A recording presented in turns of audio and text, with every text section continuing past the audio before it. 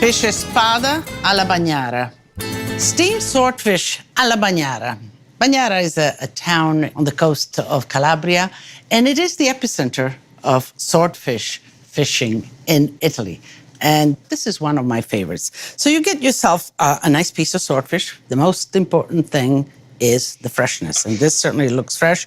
Let's take the skin off. We want to just slowly, with a sharp knife, you just go along. Okay, so the skin is off. And I want 6 portions, like this. And then like this. Yeah, I want it to be even. So when you cut fish and you want to cut it in half, you put your hand on top of it just like that. And usually you will get a sense of the knife going through.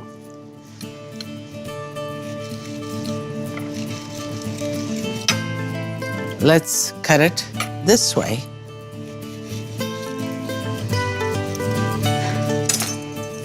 Okay, so we have our 6 portions. And now we're gonna bake it, actually.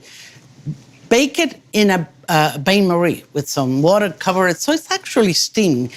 When you cook something in bain-marie with water around it, what you're doing is that you're kind of allowing a milder, even though temperature is high, but it doesn't hit it all at once on the outside. It's kind of an even heat. So let's put the olive oil, a little peperoncino, lots of lemon slices on the bottom, just like that. Capers,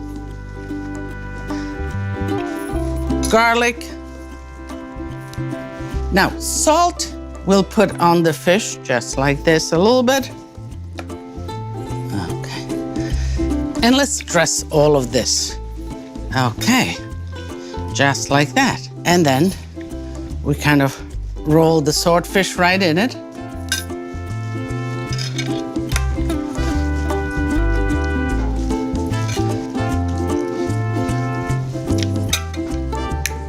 So this looks like it's ready. So I have here some hot boiling water almost, and I will pour it in the vessel that will then lay the fish into. So, and certainly you don't want it full. Half is enough. You put your swordfish right in it, and it's just touching the bottom. You seal it tight. You put it in a preheated 425-degree oven, and about 20 minutes it should be done. Depends on the thickness of your swordfish. The swordfish is done, and voila, steaming nicely. So here you go. You see how beautiful it looks. So let's begin to plate it.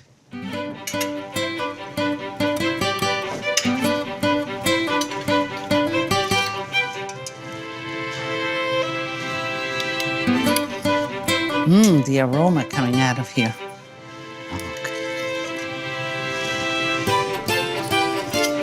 Okay. I have one little piece left, and I think that's gonna be my piece. Right here. Just like that. Okay. So here I have some dry oregano, and I have a little parchment. You just give it a squeeze like that, and you'll have plenty of oregano to season. Let me just put it in there. Let me collect out the garlics, just like that. Anyway, as much as you can, unless you want to eat the garlic, by all means. And parsley. And you put these to the last minute. I think it's just fine. So let's just dress it.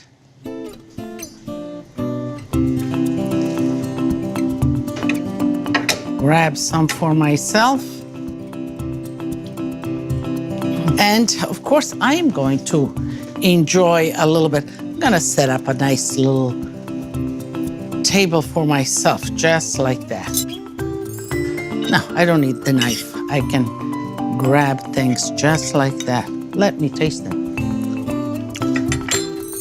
Delicious, perfect. A little piquant, pepperoncino, the acidity from the lemon, but I can really taste the freshness of the swordfish. And you know what is the secret in cooking good fish? Well, actually, I have a question here by Judy Bush from New Jersey. And she says, I can't seem to cook fish without it drying out. How do you do it so that it stays moist? So how do I do it? Well, you saw it. I didn't put a lot of juice. The question is actually to do gentle cooking, not to overcook it. And put elements in there that will let out some juice, like lemon juice, a little bit of oil. I covered it with foil paper so it steams, a gentle cooking, so it doesn't crispy dry. Overcooking the fish is the big culprit in dry fish. Okay, Judy? Get it juicy just like this one. To learn more about Lidia, access to videos, and to get recipes, tips, techniques, and much more, visit us online at lidiasitaly.com.